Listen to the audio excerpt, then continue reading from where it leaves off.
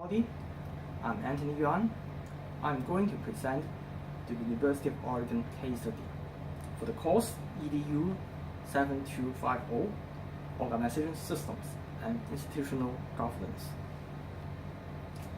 First of all, I'll talk about the basic empirical facts of the problem. In May 2005, the University of Oregon began to develop and adopt a 5-year diversity plan draft. The draft plan was built as a long-term vision for the diversity. There are 3 broad goals for this plan. The first one is to increase faculty, staff, and student recruitment and retention.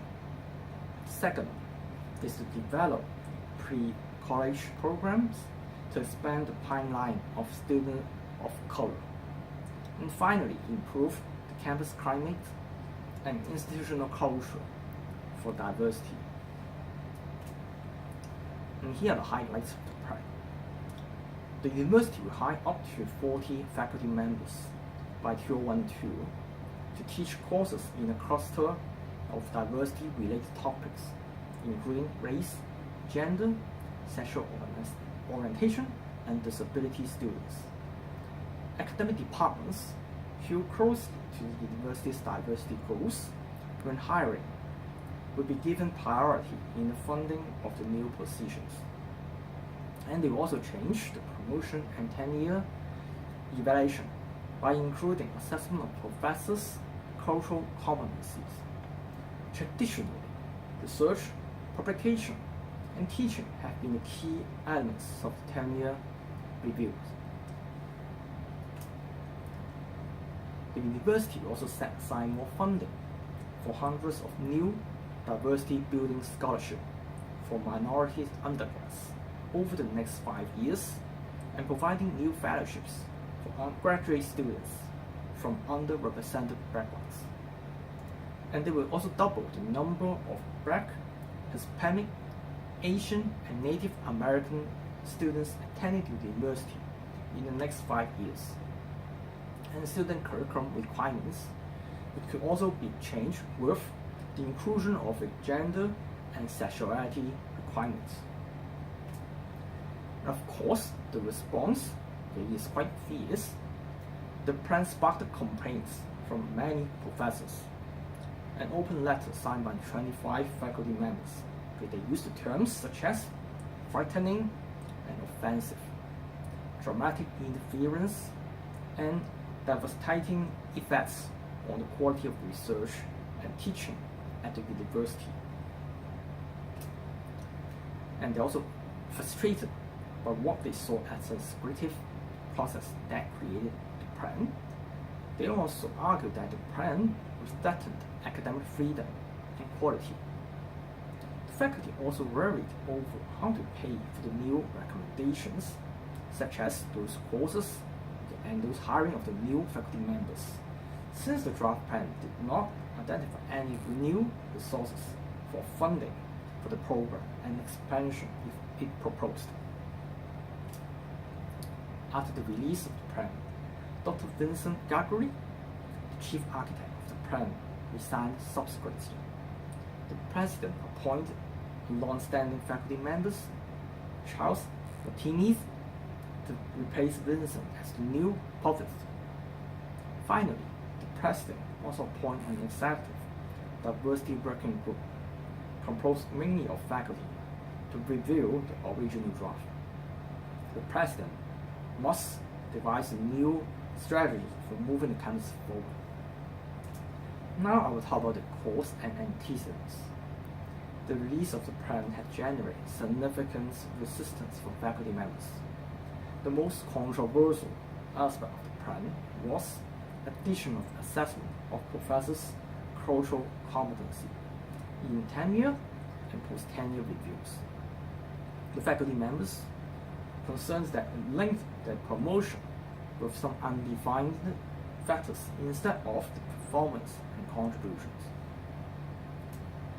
The term cultural competency actually is not well defined, and the concept of the plan went against the organizational culture of the University of Oregon. Of course, we know that the organizational culture is crucial in the university. Organizational culture is crucial in influencing organizational members to cooperate and achieve organizational goals. There's a competition between funding for new recommended programs and original programs, so most of the faculty members really worry about the funding. And they also worry about underlying motive of this diversity plan. As it focuses on the internationalization of higher education, which is the process of integrating an international, intercultural, or global dimension into the purpose, functions, or the delivery of the higher education, or actually just working for the social justice and equity. But most of the academic staff would just remain focused on their teaching and research component of the work above these moral issues. A majority of the staff they consider as maybe it is a positive discrimination, which is an act of giving advantage to those groups in society that are often treated unfairly because of their race and sex.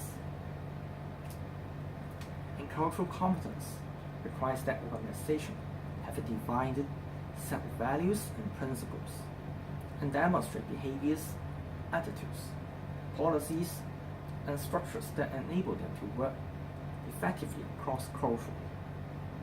And the purpose of training educators in the area of cultural competency is to ensure staff have background and skills to work effectively with students and colleagues of all backgrounds and social classes. So is it just providing the development is okay?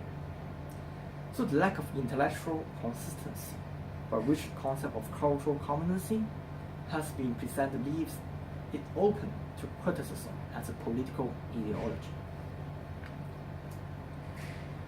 So for the aspect of what are the information is needed, of course we need a working definition, a concrete definition of the concept of cultural competency, and the implementation of the diversity plan in other countries and universities. Maybe okay in Europe, maybe in other universities, okay, we should understand what happens in other areas. And the advantage of implementation of the plan.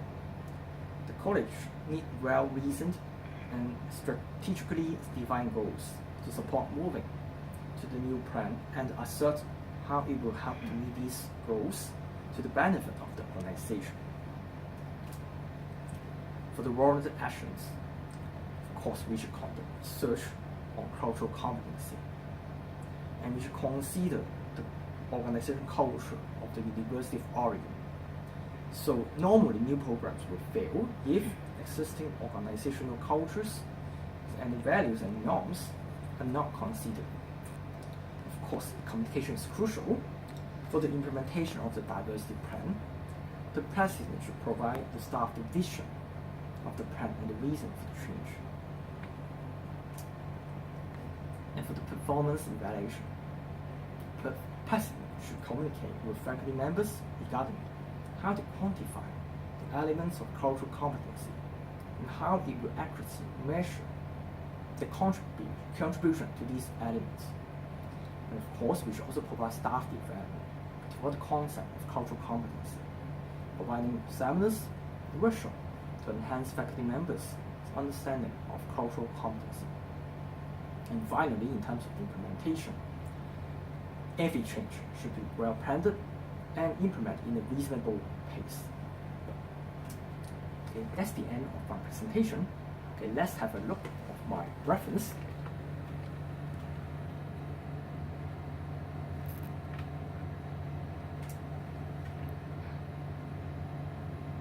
Okay, thank you very much. Goodbye.